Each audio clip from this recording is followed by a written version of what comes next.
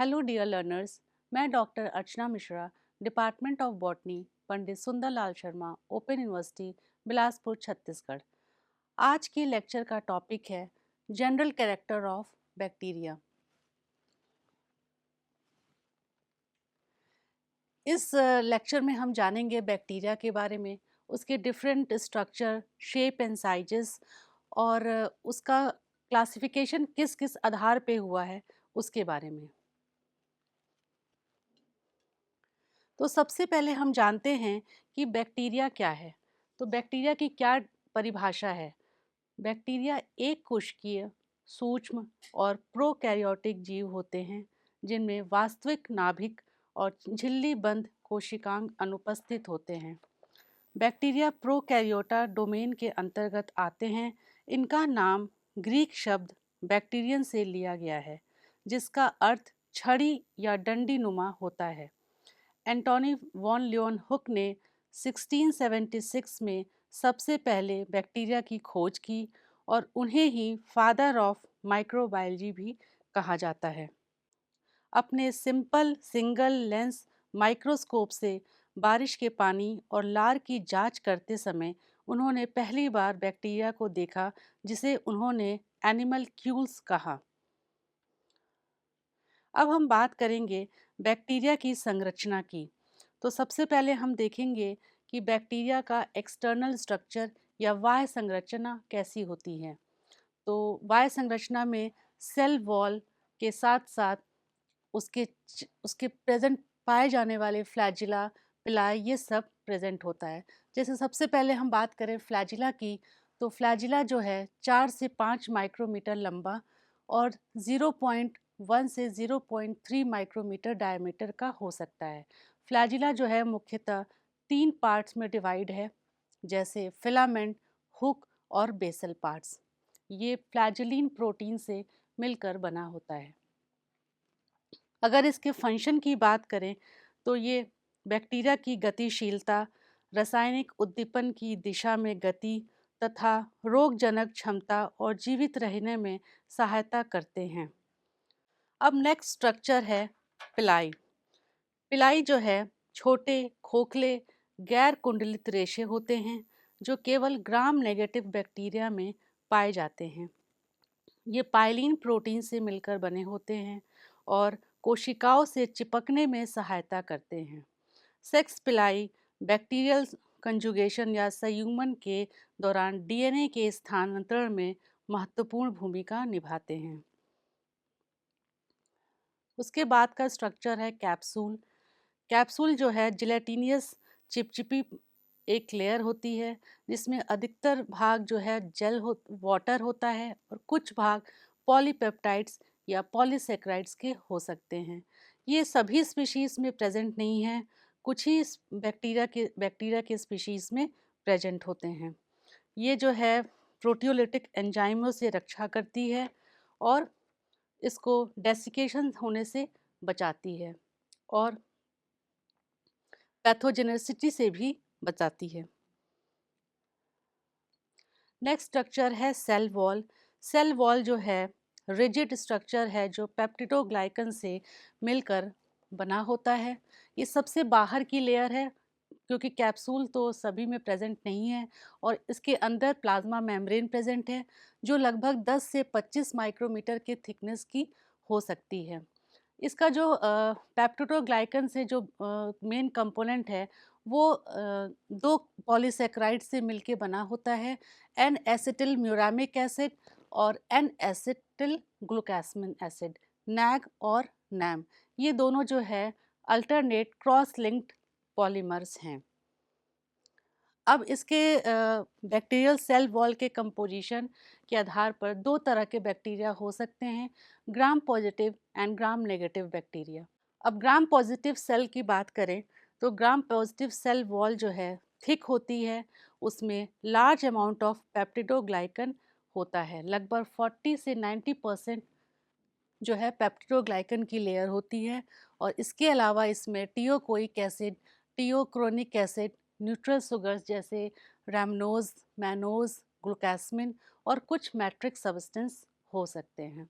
इसके अलावा जो है ग्राम नेगेटिव की बात करें तो वो कंपैरेटिवली थिन होती है और थोड़ी कॉम्प्लेक्स हो सकती है, और पेप्टिडोग्लाइकन की लेयर जो है बहुत कम होती है। इसमें जो है लिपोप्रोटीन, लिपोपॉलीसेकेराइड्स और कुछ पेप्टिडोग्लाइकन प्रेजेंट होता है। ये चित्र है ग्राम पॉजिटिव और ग्राम नेगेटिव बैक्टीरिया की। हम देख सकते हैं कि पेप्टिडोग्लाइकन की लेयर जो है इसमें काफ़ी थिक है, वहीं ग्राम नेगेटिव बैक्टीरिया में पेप्टिडोग्लाइकन की लेयर कम होती है, पतली है, बहुत पतली है उसके कंपेयर से।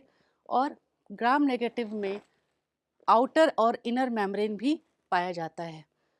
ग्राम पॉजिटिव बैक्टीरिया में बीच बीच में टियोकोइक एसिड प्रेजेंट है पेप्टिडोग्लाइकन में, और ग्राम नेगेटिव में एब्सेंट है। वहीं दोनों मेम्ब्रेन के बीच में पेरीप्लाज्मिक स्पेस प्रेजेंट रहता है जो ग्राम पॉजिटिव बैक्टीरिया में एब्सेंट होता है। ये चित्र है टिपिकल बैक्टीरियल सेल का। तो हम देख सकते हैं जो छोटे छोटे तंतु हैं वो पिलाई या फिम्बरी कहलाते हैं, और जो लंबे ये तंतुनुमा स्ट्रक्चर है वो फ्लैजिला कहलाता है। फ्लैजिला जो है मूवमेंट में सहायक होता है, और पिलाई जो है अटैचमेंट के लिए। सबसे बाहर की जो लेयर है वो कैप्सूल होती है जो स्लाइमी होती है, सभी बैक्टीरियल स्पीशीज़ में नहीं होती है। इसके अंदर सेल वॉल और सबसे भीतर plasma membrane. Plasma membrane cytoplasm को घेरे रहती है, और साइटोप्लाज्म में राइबोसोम, न्यूक्लियोइड, जेनेटिक मटेरियल और प्लाज्मिड प्रेजेंट रहता है। इनर स्ट्रक्चर की बात करें बैक्टीरिया की, तो इनर स्ट्रक्चर में सबसे पहले सेल मेम्ब्रेन या प्लाज्मा मेम्ब्रेन आता है जो फॉस्फोलिपिड बाई लेयर का बना होता है। ये 5 से 10 नैनोमीटर तक हो सकता है और सेमी परमिएबल होता है, जो कोशिकाओं के अंदर बाहर पदार्थों के आवागमन को नियंत्रित करता है। अब हम बात करेंगे बैक्टीरिया की साइज़ की। तो बैक्टीरिया का वाइड रेंज है साइजेस का, जो 0.2 माइक्रोमीटर से लेके 100 माइक्रोमीटर तक हो सकता है। अगर हम बात करें तो कोकाई जो है जनरली 0.2 से 1 माइक्रोमीटर, वहीं बेसिलाई जो है 1 से 5 माइक्रोमीटर तक लंबे हो सकते हैं। स्मॉलेस्ट कोकाई जो है माइकोप्लाज्मा है, वहीं जो लार्जेस्ट बैक्टीरिया है थायो मार्गेरिटा। अब हम बात करेंगे कि उनके शेप्स कैसे होते हैं।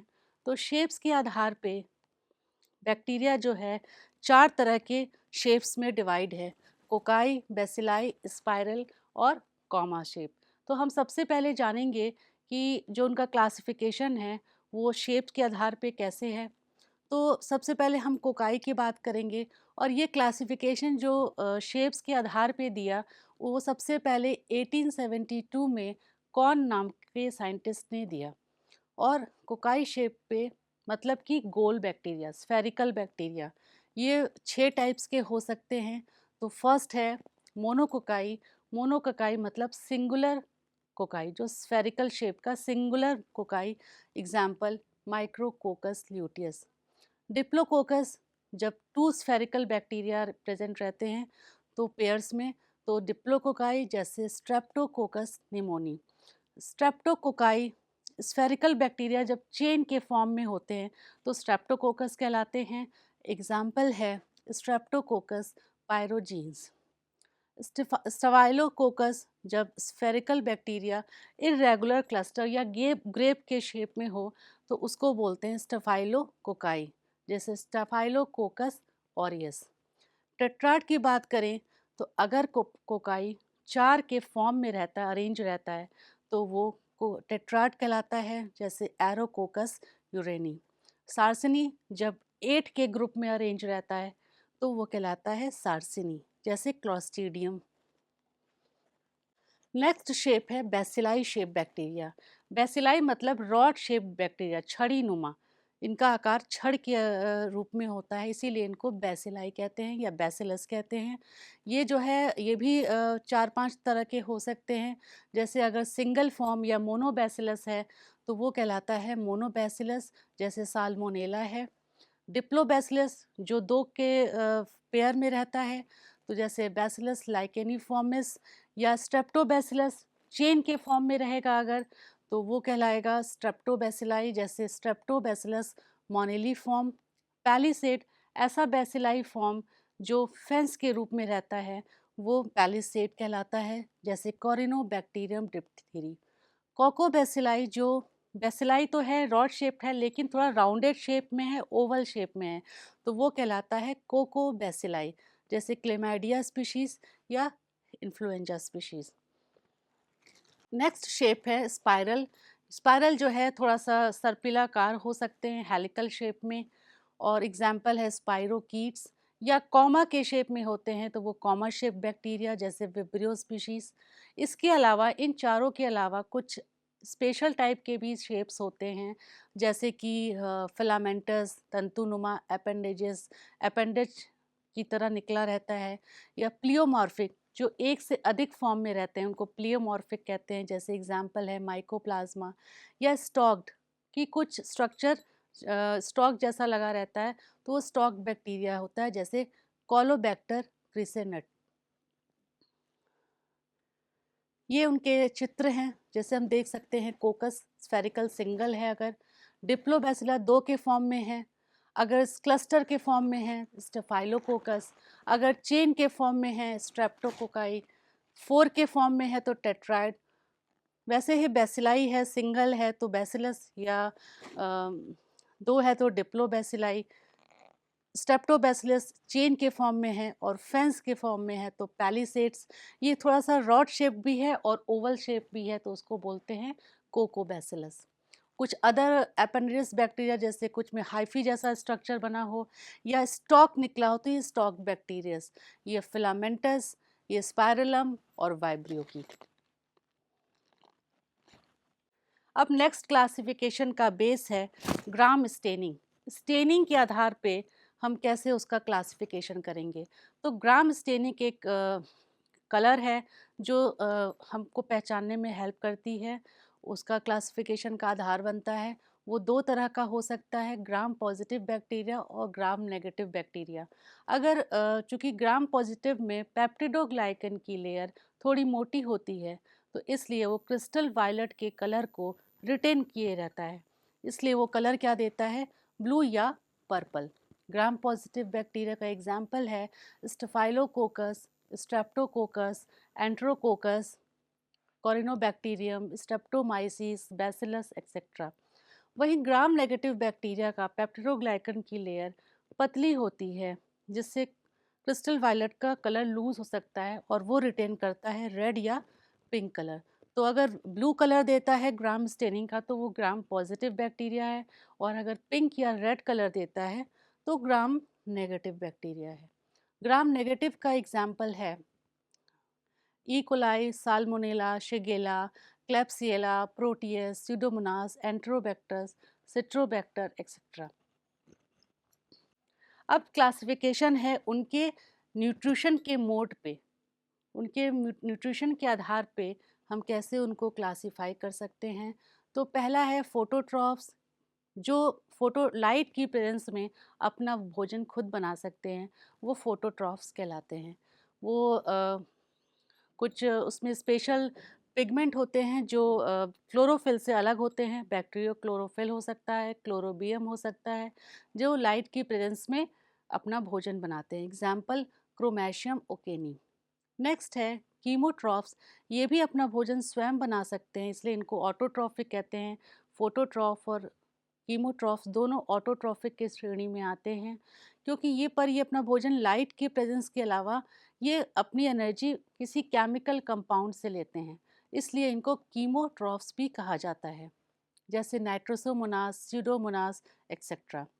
हेट्रोट्रॉफ्स की बात आती है तो वो बैक्टीरिया जो अपना भोजन स्वयं नहीं बना सकते हैं और वो किसी होस्ट पे आधारित हो सकते हैं या सैप्रोफिटिक हो सकते हैं, डेड ऑर्गेनिक मटेरियल से अपना भोजन लेते हैं, उन्हें हेट्रोट्रॉफ्स कहते हैं।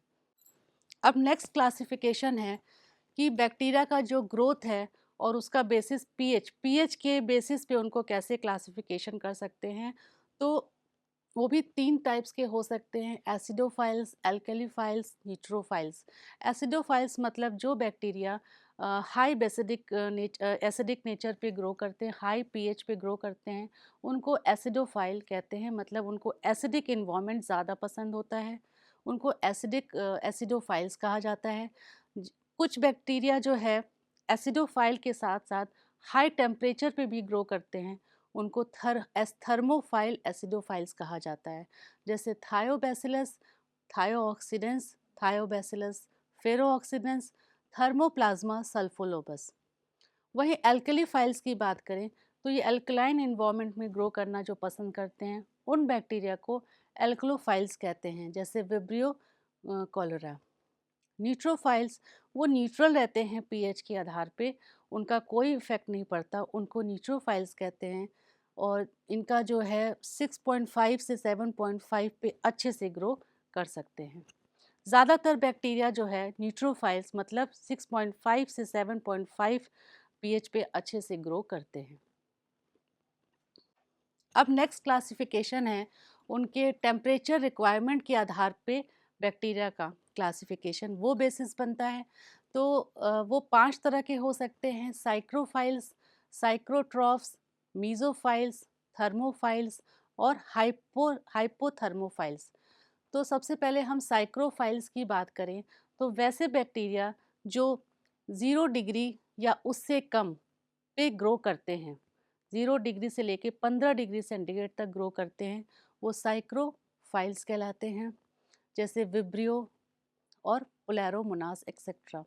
साइकोट्रॉफ्स वो हैं जो उनका 20 से 30 डिग्री से पर ऑप्टिमम टेम्परेचर 20 से 30 डिग्री टेम्परेचर से अगर बढ़े तो ग्रो नहीं कर पाएंगे, तो उनको साइक्रोट्रॉफ्स या फैकल्टेटिव साइक्रोफाइल्स भी बोलते हैं। मीज़ोफाइल्स जो उनके ग्रोथ के लिए बेस्ट टेम्परेचर होता है, वो मीज़ोफाइल्स होते हैं जो 25 से 40 डिग्री सेंटीग्रेड तक हो सकता है, वो मीज़ोफाइल्स कहलाते हैं। और इनका एग्जाम्पल है ई कोलाई, साल्मोनेला, स्टफाइलोकोकाई। थर्मोफाइल्स ऐसे बैक्टीरिया हैं जो 45 डिग्री सेंटीग्रेड से ऊपर अगर टेम्परेचर हो तो उनकी ग्रोथ सबसे अच्छी होती है, तो इनको कहते हैं थर्मोफाइल्स। जैसे स्ट्रेप्टोकोकस या बैसिलस थर्मस एक्वेटिकस। हाइपरथर्मोफाइल्स वो बैक्टीरिया हैं जो 80 डिग्री सेंटीग्रेड टेम्परेचर तक अच्छे से ग्रो करते हैं, मतलब हाई टेम्परेचर पे ग्रो करते हैं। एग्जाम्पल है थर्मोडीसल्फोबैक्टीरियम, एक्विफेक्स, पायरोलोबस और या थर्मोटोगा। ये क्लासिफिकेशन है बैक्टीरिया का कि फ्लैजिला कितना प्रेजेंट रहता है, नंबर ऑफ फ्लैजिला उनके बॉडी पे सेल पे प्रेजेंट कितना रहता है। तो उसके हिसाब से 5 तरह के क्लासेस हैं। जैसे ए ट्राइकस, जब कोई फ्लैजिला प्रेजेंट नहीं रहता है तो वो ए ट्राइकस कहलाता है। जैसे कॉरिनोबैक्टीरियम डिप्थीरी या मोनोट्राइकस, केवल एक फ्लैजिला अटैच्ड रहे तो वो मोनोट्राइकस कहलाता है, या तो वो ऊपर के साइड में हो सकता है या एंड ऑफ द सेल, जैसे विब्रिया कोलरी। या लोफोट्राइकस, ये बंच ऑफ फ्लैजिला किसी एक एंड पे प्रेजेंट हो तो लोफोट्राइपस, जैसे Pseudomonas. Amphitrichous, bunch of flagella, गुच्छे फ्लैजिला का गुच्छा दोनों साइड सेल के प्रेजेंट रहे तो लोफोट्राइकस, जैसे रोडोस्पैरिलम रूब्रम। पेरीट्राइकस, फ्लैजिला जो है चारों तरफ सेल के प्रेजेंट रहता है तो वो पेरीट्राइकस कहलाता है, जैसे बैसिलस स्पीशीज। ये एग्जाम्पल है, ये चित्र है, देख सकते हैं, सिंगल है तो मोनोट्राइकस, लोफोट्राइकस एक एंड पे बंच है, और एम्फीट्राइकस अगर दोनों एंड पे प्रेजेंट रहता है फ्लैजिला तो एम्फीट्राइपस, या सिंगल हो या बंच ऑफ फ्लैजिला हो। पेरीट्राइकस, सेल के चारों तरफ फ्लैजिला हो तो वो पेरीट्राइकस है। नेक्स्ट क्लासिफिकेशन का बेसिस है ऑक्सीजन रिक्वायरमेंट पे, कितना ऑक्सीजन के बिना रहते हैं या ऑक्सीजन के साथ बैक्टीरिया ग्रो करते हैं, तो उसके आधार पे ऑब्लिगेट एरोब्स क्लासेस है जो जिनके ग्रोथ के लिए ऑक्सीजन नेसेसरी है, उनको बोलते हैं ऑब्लिगेट एरोब्स। जैसे स्यूडोमोनास और कुछ पैथोजेंस भी होते हैं। उसके अलावा फैकल्टेटिव एनारोब्स, ये जो है ऑक्सीजन चाहिए लेकिन अगर ऑक्सीजन नहीं मिले तो भी सर्वाइव कर सकते हैं। तो ये कहलाते हैं फैकल्टेटिव एनारोब्स, जैसे ई कोलाई, स्टेफाइलोकोकस एक्सेट्रा।